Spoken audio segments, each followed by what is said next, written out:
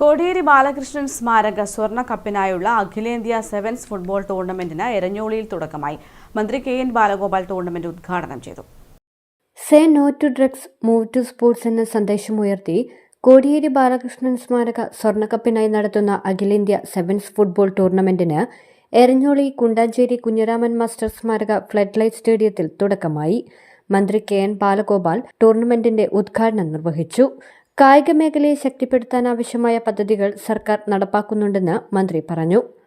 കോടിയേരിയുടെ കേരളത്തിലാകെ നിറഞ്ഞു നിന്ന വിദ്യാർത്ഥിയായിരുന്ന കാലം മുതൽ കേരളത്തിലെ രാഷ്ട്രീയ നേതാവെന്ന CPM-ന്റെ സംസ്ഥാന സെക്രട്ടറിയും ഇടതുപക്ഷ ജനാധിപത്യ മുന്നണിയുടെ നേതാവുമെല്ലാമായി നിറഞ്ഞു നിന്ന സഹാവ് കോടിയേരിയുടെ ഓർമ്മ നിറഞ്ഞു നിൽക്കുന്ന ഒരു വേദിയാണ്.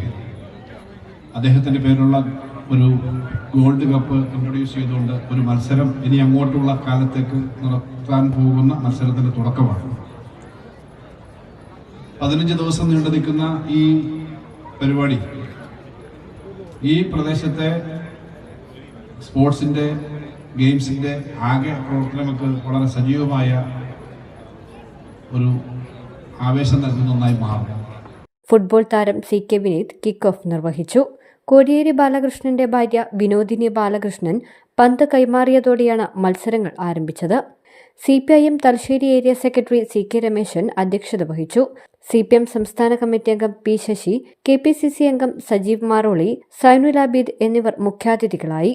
സ്പീക്കർ AN ഷംസീർ, എരഞ്ഞോളി ഗ്രാമപഞ്ചായത്ത് president MP Sreesha, Bineesh Kodiyeri, sevens football association president KM Lenin, tournament committee chairman Kattyath Prakashan, M Vipin തുടങ്ങിയവർ സംബന്ധിച്ചു. മെയ് 4 വരെ നടക്കുന്ന മത്സരത്തിൽ 20 ടീമുകളാണ് മാറ്റുരയ്ക്കുന്നത്. വിജയികൾക്ക് സ്വർണ്ണക്കപ്പിനൊപ്പം 1 ലക്ഷം രൂപ ക്യാഷ് പ്രൈസും ലഭിക്കും. പ്രവേശനം സൗജന്യമാണ്. News bureau, Thalassery.